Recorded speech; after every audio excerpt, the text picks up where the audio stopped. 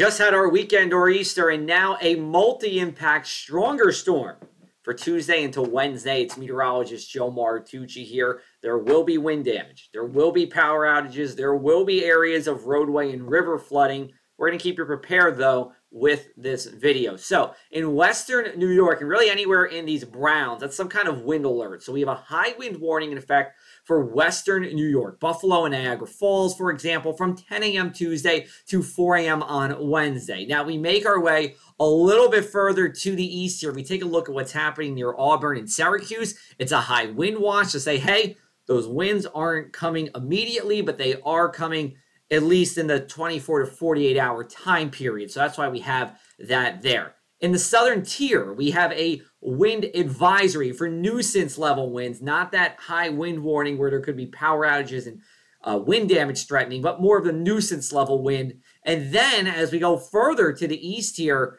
we do actually have flood watches out from Tuesday night until Wednesday at 1 p.m. And that's because of the rain and the melted snow combining to provide the areas of flooding here. And we are in a level 1 risk of flooding from Ticonderoga down to Glens Falls, a level 2 risk in the capital region here. This is all out of 4. This all means that isolated or scattered flooding areas are possible. Not a definite, but possible. Those definite areas get into those reds, which is closer to New York City. Let's take a look at our future cast. So we're starting off the morning dry.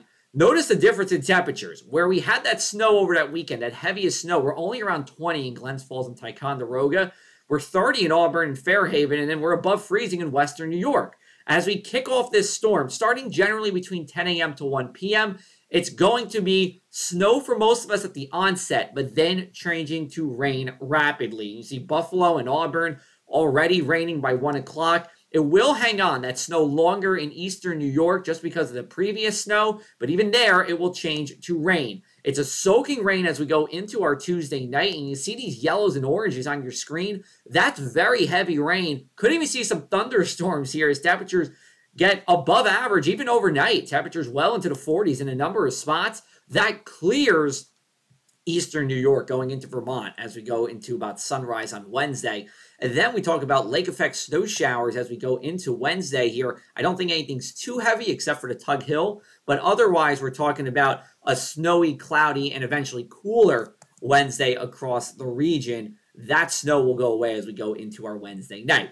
So here's a look at our rainfall totals. Anywhere from 3/4 of an inch to an inch in Niagara Falls. Not so much rain in the central part of New York. You're really just seeing primarily wind. And then we have a good drink of water out towards Albany, up to Glens Falls and Ticonderoga. And remember, we have that melted snow too that will cause some issues. So we look at our forecast snow.